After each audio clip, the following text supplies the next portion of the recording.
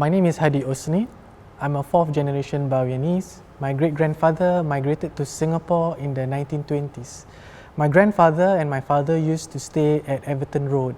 Nama saya Hassan Wahyuni. Saya berasal daripada Pondok Pagerbong. Asalnya di Kelantan Lin.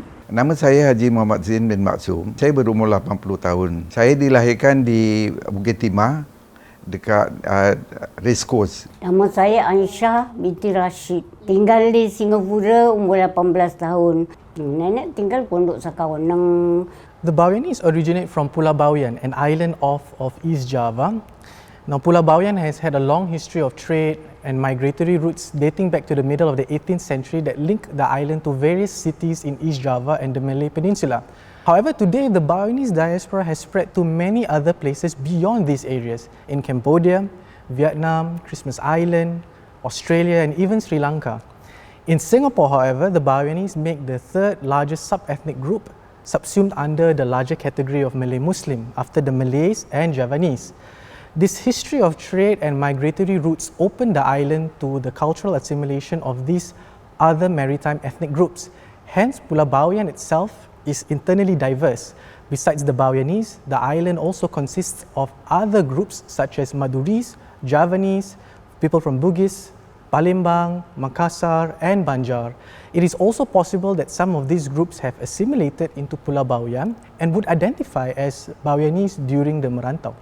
So the Bawean migration to Singapore is a result of the Merantau tradition. This is a persuasive ideological justification that is a cultural, economic and religious ideal for a Baweanese to leave his homeland. Now, this movement outside of the homeland is seen as a cultural ideal and an expectation of a Baweanese male in the process of jadi orang or gaining adulthood. He is expected to leave his homeland to seek knowledge, experience, skills and education in order to obtain a respectable standing in his community upon his return. Now, Baweanese males predominantly participated in the Merantau. Surveys of Pulau Bawean over the 19th century reported that a third of the entire male population on the island were away for a whole year in Java or the Malay Peninsula. And in this way, Pulau Bawean is often referred to as Pulau Putri or Island of Women. By the turn of the 20th century, there was a tremendous increase in the Baweanese population in Singapore. This would have been a result of the imposition of individual tax assessment as well as land rent that individuals living in the Dutch East Indies had to pay in the 1900s. Hence, to avoid paying this additional tax, many Baweanese left Pulau Bawean for opportunities outside of the Dutch East Indies, particularly in British Malay. There is a song that is commonly sang by the Baweanese that demonstrated the Baweanese preference for migration to Singapore. It goes, kalau mau makan enak-enak, pergi Jawa. Kalau mau dikubur, ke Malaya. Tetapi, kalau mau cari wang dan pakaian, ke Singapura. Now, by the second half of the 19th century, the Hajj, a compulsory tenet of Islam, became strongly associated with the Merantau. During this period, the Baweanese actually accounted for a significant proportion of Hajj pilgrims. In 1874, Pulau Bawean accounted for the most pilgrims across all districts in the Dutch East Indies, accounting for 10% of Hajj pilgrims. Historical records show that Singapore from the 1870s onwards became a hub where pilgrims from Southeast Asia gathered as their departure point for the Hajj. And as such, the Baweanese migration to Singapore by the 1890s was driven by the intention to fulfill the Hajj. They had intended to work in Singapore initially, amassing enough savings, and eventually make the voyage to Mecca and return to Pulau Bawean. An early literary work on the Baweanese community in Singapore is Ahmad Haji Tahir's Syair Saudara Boyan. He notes that the early Baweanese community were traders who sold Baweanese goods such as Baweanese cloth and mats, or what we know as tikar Boyan, in Kampong Kapor. Syair goes, kepada Melayu dapat bercampur, berniaga Boyan di Kampung Kapor. Mulailah ramai Boyan Singapura di Kampung Kapor tempat ketara. Orang tua saya datang ke Singapura daripada Surabaya, dia naik kapal. Dia kapal Pelni, kapal Belanda. Orang dulu panggil kapal Belanda. Maka dia datang, ibu saya dengan saya belum datang lagi. Ayah saya dulu datang nak tempat nak tengok Pasal apa? Kata istimewa dulu di sini kata cari uang senang. Ini sebab itu orang-orang banyak orang-orang Bawean berhijrah daripada Pulau Bawean, daripada Surabaya, asal usul Surabaya tempat pencarian dia orang. Tapi oleh kerana dapat tahu yang Singapura ini tempat surga untuk mencari pekerjaan. Sebab itu banyaknya orang-orang Bawean berhijrah daripada sana ke Singapura. Jadi nak datang sini naik kapal besar. Jadi abang saya yang kerja polis hantar bawa naik kapal. Dia cakap tak boleh duduk ramai-ramai, tak boleh tidur ramai-ramai pasal dia seorang kan. Jadi kalau boleh bayar duit lebih tak apa, kata dia kasih bilik. Orang kapal tu kasih bilik lah. Tak daripada ni Surabaya. Dalam 1 hari lebih lah, 1 hari 1 malam dah sampai. Jadi suami dah tunggu kat sini. Dia dah agak dah sampai lah. Dia tunjuk gambar, kata dia ada perempuan. Dia suruh naik lah. Dia ambil beg kerja. Pakaian aja. Now, the earliest Baweanese settlement in the colony of Singapore was located on the banks of the Rocho River and was referred to as Kampong Boyan.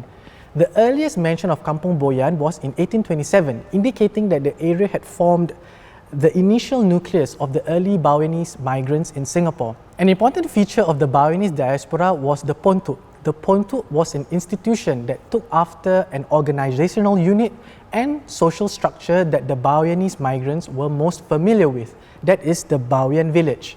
Like the village, each ponthuk came after the leadership of a lurah, referred to as Pak Lurah. Initially, upon arriving in Singapore, Baweanese from the same region would live together, primarily because they shared similar dialects, customs, and religious practices. Eventually, when the ponthuk was established, they eventually reorganized themselves according to the villages of origin. The Baweanese migrants' affinity to his origin is reflected in the names of each ponthuk, named after the village from which most of its residents originated from.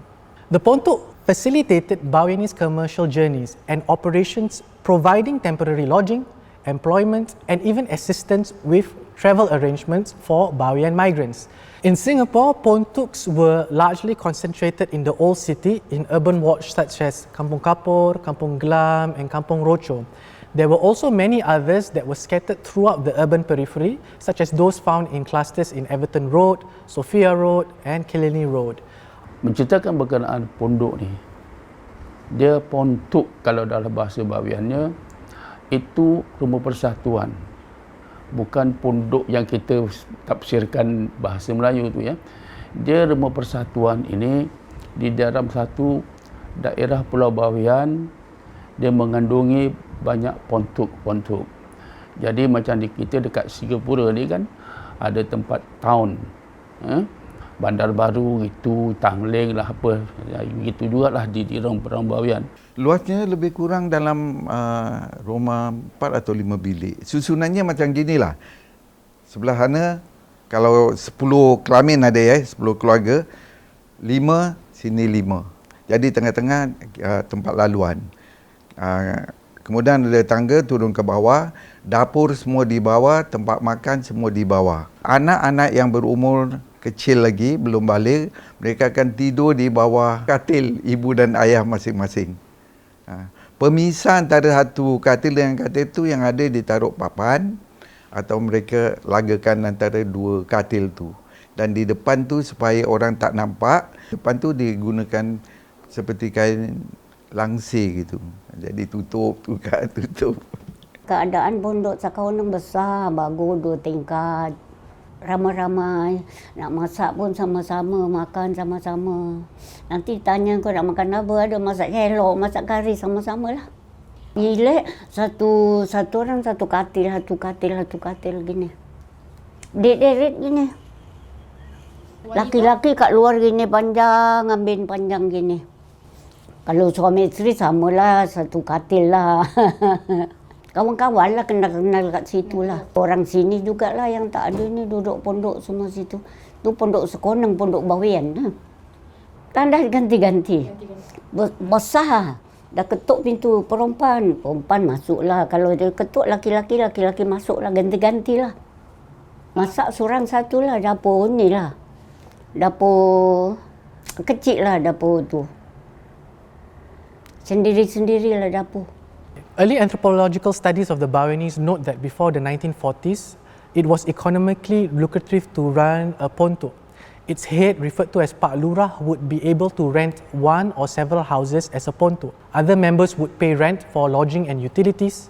Surpluses would be utilised for the welfare of the members in the event of financial difficulty, unemployment and illness. The rest would be kept solely as his profits. Additionally, like a business, the running of the ponthuk would be passed from father to son.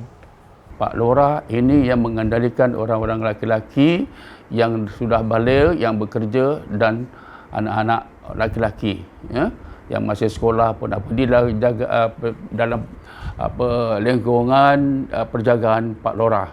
Pak Lurah ni tak bekerja, ya. Pak Lurah tak bekerja, yang ada bekerja lah, tapi yang kebanyakan tak bekerja, tapi pendapatan dia yang datangnya daripada anak-anak ini pondok itu, ya. Berikan berapa saya tak tahu tu berapa dia kasi, pasal saya tu jam orang tua tak beritahu. Jadi itulah pendapatan Pak Lurah ni. Tiap pondok tu dia ada Pak Lurah dan Mak Lurah. Tanggungjawab beliau ialah untuk menjaga kebajikan anggota-anggota yang ada di dalam pondok itu. Dan pada masa yang sama, mereka juga bertanggungjawab untuk menerima kedatangan orang-orang yang baru datang ke Singapura, terutama mengikut kampung masing-masing. Ada lain kampung yang tak ada pondok, mereka akan menumpang sama di sana. Tentang makan minum bagi mereka yang tak berkeluarga atau baru datang ke Singapura, ditanggung oleh pihak pondok. Bila mereka sudah boleh berdikari, malahan kerja juga tolong dicarikan oleh Pak Lurah atau kawan-kawan yang dah lebih awal tinggal di pondok. Jadi artinya kerjasama antara satu sama lain tu akrab tinggal di pondok. Biasanya orang-orang yang datang yang ada tak ada suami isteri tau. Dia datang sendiri dulu, kan? Isterinya datang kemudian. Jadi mereka ditanggung oleh pihak Pak Lurah. Di pondok saya tak tahu ke pondok-pondok yang lain mungkin berbeza caranya. Kalau ada apa-apa kita report sama Pak Lurah lah. Bawa Pak Lurah adalah jawatan kuasa gini, yang lain semua kawan-kawan biasa gini lah. Penjaga keamanan pun dia aktiviti. Kalau Pak Lurah suruh bikin ini, dia bikin lah. Kalau boleh dia tolong, kalau tak tolong duit tu tak boleh lah. Dia tolong inilah fikiran gini, suruh gini gitu. The post-war period saw the Bawean ponthuk in Singapore transition from an individually ran operation to one that was communally ran by all members. Younger generation Bawean migrants, as well as second generation Singapore-born Baweanese, became more vocal against the profiteering practices in the running of the ponthuk. This was also a result of strong support from the Singapore Bawean Association, PBA. Eventually, members paid rent that corresponded to their lodging space, a fixed and equal rate for utilities, and a margin to be utilised for their welfare. The post-war ponthuk continued to provide services for Bawean migrants. It depended more on the spirit of gotong royong. Upon the arrival of a Bawean migrant in Singapore, it is known that he has the right to seek temporary lodging and employment at the ponthuk of his origin. The cost of rent would initially be waived. Reciprocity, however, was eventually expected. As the economic position of the migrant improves, he is expected to pitch in with rent. Members who were eventually fortunate enough to provide alternative living arrangements would eventually move out of the ponthuk, though after he remained a member through gotong royong, as well as a membership fee that would allow him to seek help from the ponthuk in the future. The ponthuk also hosted various communal events such as the commemorations of Islamic festivals, Hari Raya Puasa, Hari Raya Haji, and rites of passages such as circumcision and funerals, as well as weddings, where the financial and lending hand of all members was expected. Falling short of these expectations would see him receive proportionate treatment should his turn come. Dalam pondok, gotong royong ini, pertama bila kita nak berkat hari raya tu, puasa, wah tolong-menolong banyak. Dia nanti bila masa nak kita berbuka, nanti kita duduk di langkara tu, nanti dia semua hantar hidangan kat situ, makan kat situ, semua kat situ. Itu yang saya tak boleh lupa. Jadi kita dapat rasa dia begitu, makan ini, makan ini. Pasal masing-masing lain-lain masakan dia orang masak kan. Jadi kita dapat semua Rasa. Kita nak nakal-nakal budak tu kan. Semua nak rasa. Itu satu saya tak lupa. Yang mana sekarang kita tak ada lagi dalam masalah ini. Now, it's important to note that the Bawean migrants during the pre-war period saw themselves as sojourners. Many had desired to return home, hoping to amass enough savings to retire in Pulau Bawean eventually. By the post-war period, however, the transition of the pondok started to become a permanent home for Bawean migrants. In 1947, the population of Baweanese in Singapore had doubled as compared to 2 decades prior. In addition, the number of Bawean females as compared to Bawean males were almost equal. We can interpret from this trend that by the mid-20th century, Bawean migrants no longer saw themselves as sojourners. Many were willing and able to remain overseas and formed part of an ongoing community, and they were more willing to intermarry with other ethnic groups. The earlier Baweanese community reinforced their collective identity separate from the larger Malay community through their experiences living in the ponthuk. However, by the 1990s, this closely linked community that was characterized by a social system of gotong royong in the 1960s was already in decline. Changes in the social and urban fabric had diluted Baweanese identity in Singapore. Notably, pondok residents had moved out of the pondok and they were now dispersed in different multicultural high-rise housing flats, resulting in the Baweanese identity to be diluted. While there were as many as 136 ponthuk in Singapore in the 1950s, by the 1990s, only 5 were in existence. Baweanese during this period would readily identify themselves as Malay. They were no longer engaged in the interdependent lifestyle of the ponthuk. Moreover, Baweanese youth were neither preoccupied with the activities of the ponthuk nor Baweanese culture and language. Apa yang duduk kat pondok, nenek yang suka ramai-ramai, makan ramai-ramai, duduk ramai-ramai, gurau gini lah. Sekarang pelik anak beranak aje lah. Makanan masakan kat pelik kita sendirilah nak pergi pasar, nak apa dulu.